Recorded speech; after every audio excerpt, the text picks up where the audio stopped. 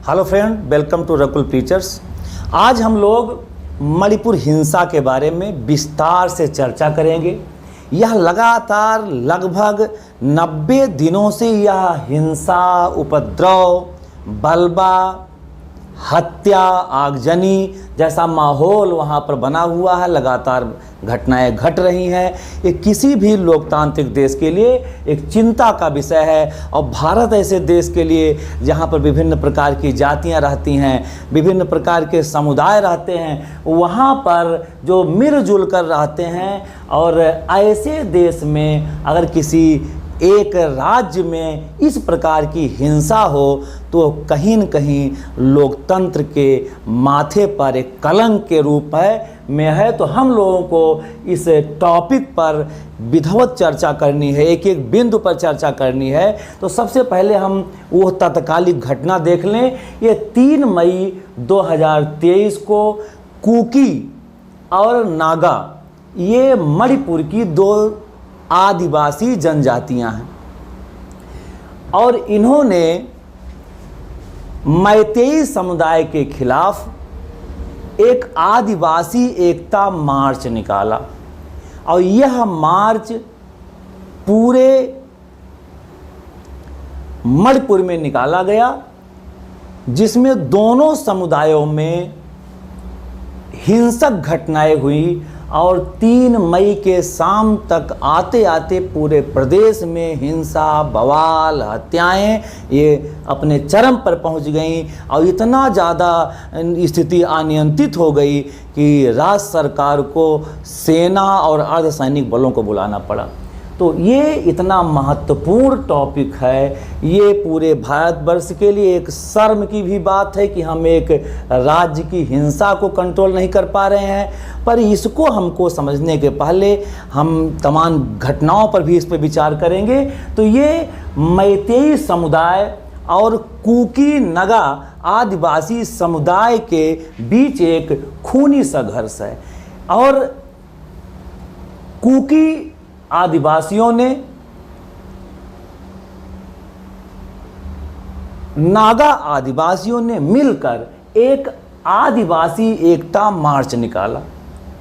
ये मार्च निकाला क्यों, थोड़ा इसके पहले हमको जानना पड़ेगा। मैतेई समुदाय ये लगातार एसटी अनुसूचित जनजाति का दर्जा राज्य सरकार से उसकी मांग कर रही है। और इसीलिए ये हाई कोर्ट में इसने एक मुकदमा दायर किया है, जो लंबे समय से ये इसकी कानूनी मांग रही है कि हमको मैतेई समुदाय को मणिपुर में एसटी का दर्जा दिया जाए। मणिपुर हाई कोर्ट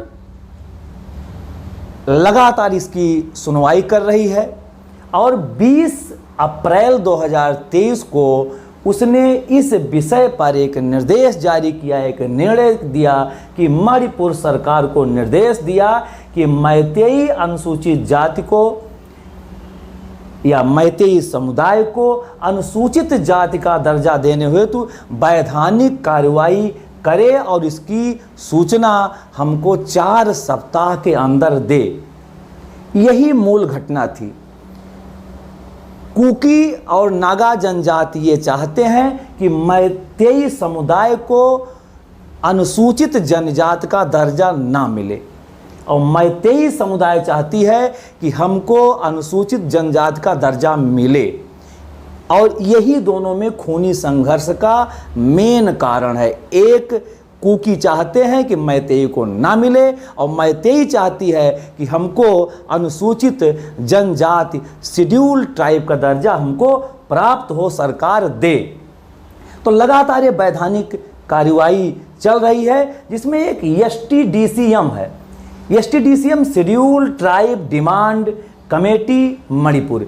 इसका काम क्या है? इसका काम है कि किसी समुदाय को, किसी जाति विशेष को, उसको क्या अनुसूचित जनजाति का दर्जा दिया जाए, वह उचित निर्णय लेने वाली यह संस्था है। और यह रिपोर्ट करती है सरकार को।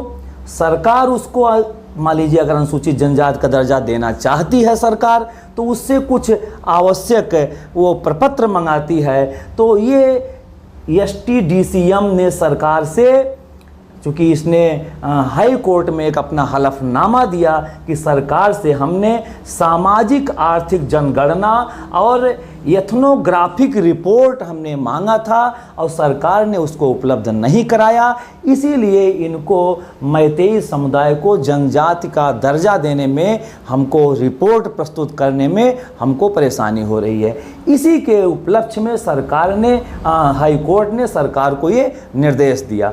चूँकि एक प्रोसीजर होता है किसी समुदाय को, किसी जाति को जनजाति का दर्जा देने के लिए, यहाँ से राज्य सरकार उसको अनुशंसा करती है, वह सेंटर के पास जाता है, वहाँ पर राष्ट्रीय अनुसूचित जनजाति आयोग है, वह उसकी समीक्षा करता है, उसके बाद वह होम मिनिस्ट्री को सौंपता है। होम मिनिस्ट्री अपना सारा रिकॉर्ड, सारी प्रोसीजिंग पूरा करके वो कैबिनेट में रखता है, संविधान में संशोधन होता है, राष्ट्रपति उसको हस्ताक्षर करता है, तब जाकर कोई जाति को जनजाति या पिछड़ी जाति का दर्जा प्राप्त होता है। तो ये लंबी प्रोसीजर है, लंबी प्रक्रिया है। तो वही जो हाई कोर्ट ने, मणिपुर हाई कोर्ट ने डिसीजन दिया, तो कुकी जनजाति को ऐसा लगने लगा कि अब मैतेई समुदाय को जनजाति का दर्जा मिल सकता है, इसलिए इसके विरोध में एक ये ATSUM, all tribal student union Manipur, यह जितने भी मणिपुर में जनजातियां हैं उनके शिक्षकों, मतलब उनके शिक्षित लोगों का, स्टूडेंट लोगों का एक समूह है जो जनजातियों को एक रखने के लिए, उनसे संबंधित मांग को मांगने के लिए या राज्य सरकार के सामने कोई विचार प्रस्तुत करने के लिए यह संगठन है। इस संगठन ने आदिवासी एकता मार्च निकाला और इस आदिवासी एकता मार्च वो मैतेई समुदाय के खिलाफ निकाला कि इनको अनुसूचित जनजाति का दर्जा ना दिया जाए, और यही मूल कारण था। इसलिए पूरे प्रदेश में तीव्र हिंसा हुई और आगजनी, हत्याएं हुई, सेना, पुलिस और सैनिक बुलाए गए, और 4 मई 2023 को एक शर्मनाक घटना दोनों समूहों के माध्यम से हो जाती है, जिसमें कुकी महिलाओं से अमानवीय व्यवहार मैतेई समुदाय के लोग कर डालते हैं, जिससे पूरा देश शर्मसार हो जाता है, जिसका राष्ट्रपति ने, जिसका सुप्रीम कोर्ट ने स्वतः संज्ञान लेते हुए इस पर राज्य सरकार को कार्रवाई करने का आवश्यक निर्देश दिया। प्रधानमंत्री जी बहुत इस पर दुखी हुए और उन्होंने अपना दुख भी वहाँ के मुख्यमंत्री को प्रस्तुत किया। सारा देश इससे परेशान था, जिसमें 4 मई तक यह खूनी संघर्ष 142 मृत्यु, 142 लोग मर जाते हैं, 300 लोग घायल हो जाते हैं, 60,000 लोग विस्थापित हो जाते हैं, और ये 90 दिन लगातार 90 दिनों से चल रहा है। तो हमारे लोगों के लिए एक कहीं न कहीं एक कलंक है कि हम इस मणिपुर हिंसा को कवर नहीं कर पा रहे हैं, मणिपुर हिंसा को समाप्त नहीं कर पा रहे हैं। पर मणिपुर हिंसा को समाप्त करने के पहले हमको इसके कारण पर जाना होगा और उस कारण के समाधान पर जाना होगा। हमको मणिपुर की स्थिति देखनी होगी। हम इन तीनों बिंदुओं पर एक एक करके हम लोग देखने का प्रयास करेंगे। आइए हम लोग कारण निवारण के पहले एक बार मणिपुर को समझने का प्रयास करते हैं। उसका स्ट्रक्चर क्या है, उसकी पॉपुलेशन की स्थिति क्या है, बसाव क्या है, वहाँ की सिचुएशन क्या है, इसको एक बार हम लोग देखने का प्रयास करते हैं। तो मणिपुर, ये देखिए, ये भारत का नक्शा हमने बनाने का प्रयास किया है। इसके बिल्कुल पूरब दिशा में स्थित यह एरिया ये मणिपुर कहलाता है। और इसको जब हम अलग से देखते हैं तो इस सेब में ये मणिपुर की स्थिति आती है। मणिपुर ये उत्तर, दक्षिण, पूरब, पश्चिम, उत्तर में नागालैंड और दक्षिण में मिजोरम, पश्चिम में आसाम और पूरब में म्यांमार राज्य की, म्यांमार तो एक देश है बर्मा, इस देश की सीमा से घिरा हुआ है, अर्थात 3 राज्य और एक अंतर्राष्ट्रीय सीमा से घिरा हुआ वह परिक्षेत्र है जहाँ पर मैतेई और कुकी में विवाद हमेशा बना रहता है।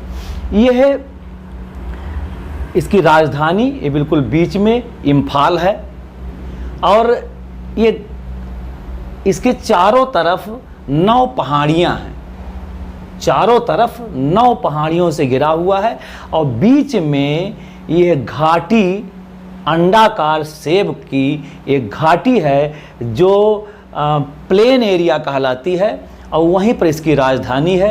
वहीं पर ये वेस्ट इम्फाल और इसके ज़िला है और एक ईस्ट इम्फाल, ये ज़िले हैं और पहाड़ी क्षेत्र ये चारों तरफ से ये इसको घेरे हुए हैं।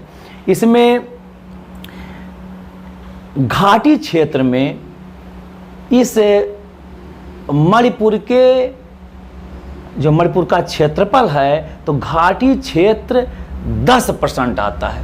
पूरे मणिपुर के क्षेत्रफल का 10% हिस्सा वह घाटी क्षेत्र में आता है, घाटी क्षेत्र के रूप में जाना जाता है। और इस 10% भूभाग पर संपूर्ण मणिपुर की आबादी का 57% हिस्सा निवास करता है। यह 2011 की जनगणना के अनुसार है, अर्थात 10% हिस्से में 57% लोग निवास करते हैं जो लगभग मैतेई समुदाय के लोग हैं। और जो पहाड़ी इलाके हैं, पहाड़ी इलाकों में जो उसका क्षेत्रफल है वो ज़्यादा है, अर्थात 90% हिस्से वो पहाड़ी इलाकों से गवर्न होते हैं और वहाँ पर 43% आबादी निवास करती है। तो ये जो वहाँ का संघर्ष चल रहा है, एक बहुत बड़ा रीज़न ये भी है कि मैतेई संप्रदाय वो घाटी में रहता है और नागा और कुकी ये जनजाति वो पहाड़ी इलाकों में रहती है। तो इस पर भी हम चर्चा करेंगे। इसके जो महत्वपूर्ण ज़िले हैं वो बिष्णुपुर है और चुराचांदपुर है, ये सब महत्वपूर्ण ज़िले हैं। इसको हम थोड़ा और जानने का प्रयास करते हैं। ये भारत का गहना कहलाता है, एक रत्न भूमि है। 9 पहाड़ियों से घिरा हुआ यह स्थान है, इसलिए इसको रत्न भूमि के नाम से जाना जाता है। और जो हमने अभी बताया, अंडाकार एक प्राकृतिक घाटी है जहाँ पर मैतेई संप्रदाय और अन्य जनजातियाँ भी रहती हैं, पर मैक्सिमम मैतेई संप्रदाय वहाँ पर रहते हैं। यहाँ का जो अंतिम राजा, जब हमारा देश आज़ाद हुआ था तो उस समय मणिपुर एक राज्य था, वहाँ पर बोधचंद्र सिंह ये राजा शासन कर रहे थे। और जब इसका विलय हुआ, भारत में इसका विलय 1949 में हुआ। और जब 1949 में इसका भारत में विलय हुआ, इसके पहले जो ये बोधचंद्र सिंह राजा थे, इनके शासनकाल में मैतेई संप्रदाय को अनुसूचित जनजाति का दर्जा मिला हुआ था। पर जब वो भारत का अंग बना ये मणिपुर, तो वो अनुसूचित जनजाति का दर्जा उनसे छीन लिया गया, हटा दिया गया और पूर्ण राज्य का दर्जा 1972 में मणिपुर को मिलता है। राज्यपाल इनके अनुसुईया उइके हैं, मुख्यमंत्री एन बीरेन सिंह ये बीजेपी के हैं। विधानसभा सीटों की संख्या 60 है, जिसमें 40 विधानसभा सीटों पर मैतेई समुदाय का कब्जा है।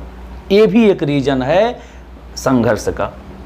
7 सिस्टर्स में मणिपुर एक आता है। अंतर्राष्ट्रीय सीमा म्यांमार से घिरा हुआ है और राष्ट्रीय सीमा में नागालैंड और असम, ये 2 राज्य ये राष्ट्रीय सीमा से इसको घेरते हैं। जो इसकी अति विशिष्ट पहचान है ये मणिपुर का कानून। 1960 में मणिपुर में एक कानून लाया गया जिसके अंतर्गत घाटी के जो निवास करने वाले लोग हैं वो पहाड़ी क्षेत्रों में ना तो ज़मीन का क्रय कर सकते हैं, ना विक्रय कर सकते हैं, ना वहाँ पर निवास कर सकते हैं। अर्थात उनको पाबंद कर दिया गया है कि घाटी के कोई भी नागरिक वो पहाड़ी क्षेत्रों पर डिस्टर्बेंस ना कर सके, जिससे कि पहाड़ों की जो संस्कृति है, सभ्यता है, वह सुरक्षित रह सके। यह कानून लाया गया था। तो ये बहुत बड़ा कानून, और ये पहाड़ों पर क्यों जनजातियां रहती हैं, अर्थात ये जनजातियां पहाड़ों पर रहते हुए ये घाटी में निवास कर सकती हैं, पर घाटी के अन्य समुदाय पहाड़ों पर नहीं जा सकते हैं।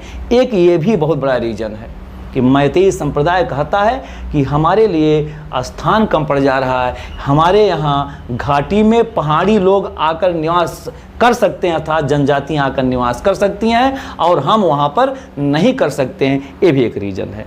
वहाँ पर हमेशा आइफ्सा कानून लगा रहता है। आइफ्सा मतलब होता है जो वहाँ के आर्म्ड फोर्सेज हैं, उनको ये स्पेशल पावर दिया रहता है, क्योंकि वहाँ पर हमेशा विद्रोह की स्थिति बनी रहती है और उसमें कहीं न कहीं चीन की भी उसमें कुछ भागीदारी रहती है। इसलिए वहाँ की फोर्सेज को स्पेशल पावर देकर उन चीज़ों को नियंत्रित करने का अधिकार देकर हमारे संविधान ने दिया हुआ है।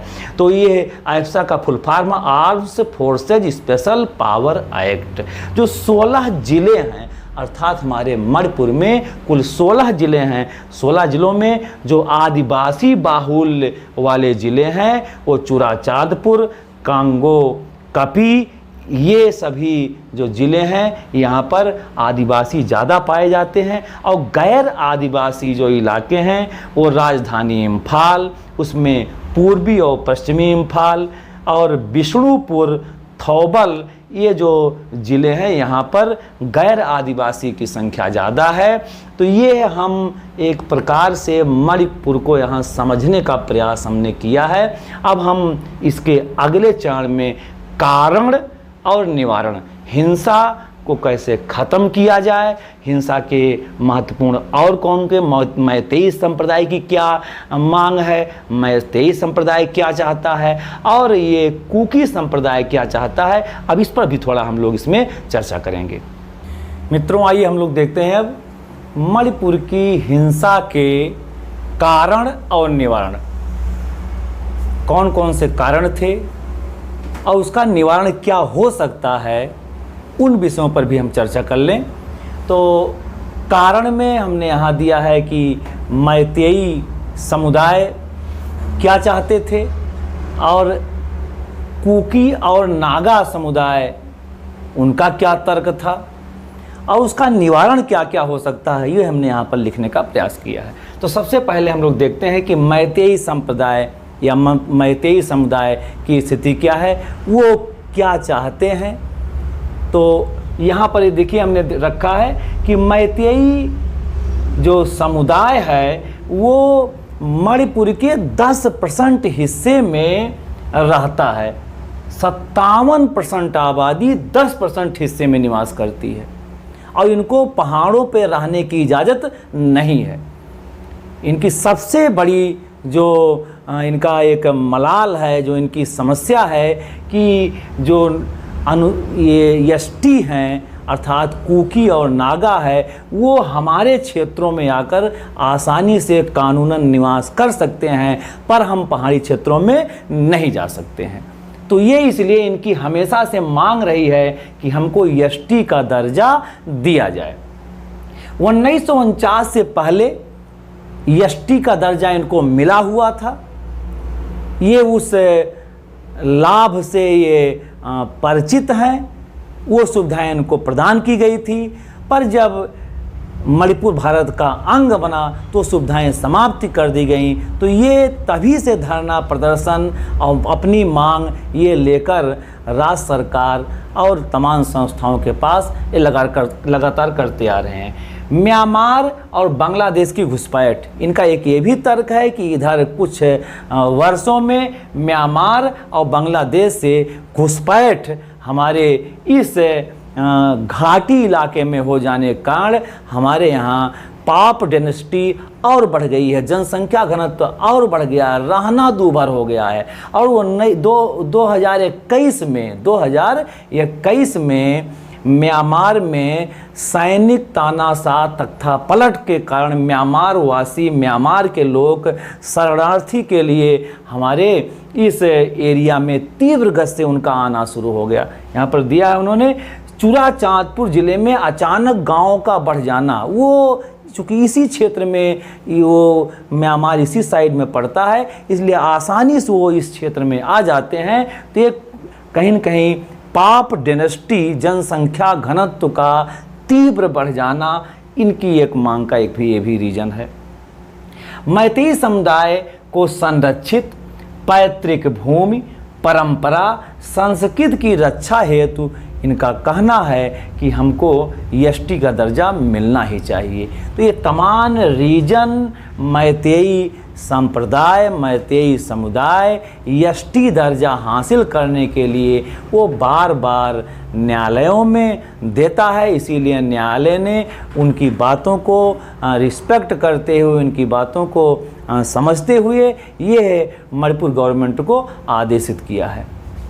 आइए देखते हैं कि कुकी और नागा ये जनजातियां क्यों नहीं चाहती हैं कि मैतेई समुदाय को एसटी का दर्जा मिले। तो मूल समस्या है संघर्ष की या तनाव की, हिंसा की, कि वो मैतेई समुदाय को किसी भी सूरत में कुकी और नागा ये जनजातियां उनको जनजाति के अंतर्गत आने का विरोध करती हैं कि हम उनको इस जनजाति का दर्जा उनको ना मिले। इसके लिए वो कहीं तक विरोध में आगे जा सकती हैं। तो वो चाहती है, मतलब ये कुकी और नागा चाहते हैं कि मैतेई को एसटी का दर्जा ना मिले, और ये चाहते हैं हमको मिले। यही मेन समस्या है। इनका कहना है, चूँकि अभी एक और चीज़ है, ये 90% हिस्से, मणिपुर के 90% हिस्से पर 43% अनुसूचित जनजातियां निवास करती हैं, और इस पहाड़ों पर जो घाटी के अन्य जनजात से पृथक सामान्य समुदाय हैं वो नहीं आ सकते हैं, क्योंकि 1960 का कानून इसकी इजाज़त नहीं देता है। इनका कहना है कि अगर इनको अनुसूचित जनजाति का मैतेई संप्रदाय को दर्जा मिल गया तो हमारे पहाड़ों की सभ्यता, संस्कृति, विशिष्ट पहचान को खतरा हो जाएगा। क्योंकि ये बड़ी संख्या में आकर पहाड़ों में बस जाएंगे, पहाड़ों की जो डेमोग्राफी है वो बिल्कुल चेंज हो जाएगी और हम लोगों का अस्तित्व ही खतरे में पड़ जाएगा। जमीन और संसाधनों पर इनका कब्जा हो जाएगा। अभी जो वर्तमान स्थिति है ये जनसंख्या में हमसे बहुत ज़्यादा है। राजनीतिक पकड़, चूँकि इम्फाल में इन्हीं के अंडर में सारी राजनीति संचालित होती है, अर्थात राजनीतिक वर्चस्व में बहुत आगे हैं। धन इनके पास ज़्यादा है, नौकरियों पर इनका ज़्यादा अधिकार है, और अगर एसटी वर्ग में आ जाते हैं तो जो हमारे समुदाय के लिए नौकरियों में हमको आरक्षण मिला हुआ है या नौकरियों में हमको विशिष्टता अभी तो मिल रही थी वो समाप्त हो जाएगी। पहाड़ों से हम लोगों की बेदखली की आशंका है। इनका कहना है इनके आ जाने से पहाड़ों में हमारा रहना दूभर हो जाएगा, इसीलिए किसी भी कीमत पर मैतेई समुदाय को जनजाति का दर्जा नहीं देने के लिए ये संघर्ष कर रहे हैं। अब आइए देखते हैं हम लोग कैसे इसका निवारण क्या हो सकता है। तो निवारण इसका कहीं भी संघर्ष नहीं हो सकता है। निवारण इसका केवल मिल बैठकर बातचीत करना और उससे समाधान निकालना, यही उसका एक निवारण हो सकता है। सरकार क्या क्या कर रही है, एक शांति कमेटी का गठन कर दिया है। राज्यपाल की अध्यक्षता में एक शांति कमेटी गठन कर दिया गया है। तमाम सिविल सोसाइटियाँ बना दी गई हैं कि जिससे लोग आपस में मिलकर बैठकर किसी एक निर्णय पर वो आगे आवें। साथ में कुकी विधायकों से लगातार बातचीत चल रही है। कुकी और मैतेई संप्रदाय के या समूह के या समुदाय के विधायकों से भी लगातार मिलजुल कर बातचीत का एक प्लान तैयार किया गया है, जिससे किसी एक निष्कर्ष पर हम लोग प्राप्त आ सकें। और एक चीज़ और यहाँ पर विशेष रूप से ध्यान देना पड़ेगा, विश्वास बहाली। कहीं न कहीं आपको विश्वास तो करना ही पड़ेगा और न्यायपालिका के निर्णय का सम्मान करना पड़ेगा। अगर हम न्यायपालिका के निर्णय का सम्मान करते हैं और किसी ठोस बातचीत के किसी ठोस नतीजे पर पहुंचकर उसका विश्वास करते हैं और उसको इम्प्लीमेंट करने का प्रयास करते हैं, तो निश्चित रूप से इस मणिपुर हिंसा का समाधान हो सकता है, और नहीं तो यह लगातार ऐसे चलता रहेगा और केवल परेशानी पैदा होगी। तो इस प्रकार से हम मणिपुर हिंसा, उसके कारण, मणिपुर की स्थिति को हम भली प्रकार से जान सकते हैं, देख सकते हैं। हमने पढ़ने का प्रयास किया। हमारा अगला वीडियो आपको मिलता रहे, इसके लिए लाइक, शेयर और सब्सक्राइब आप जरूर करते रहें। Thank you.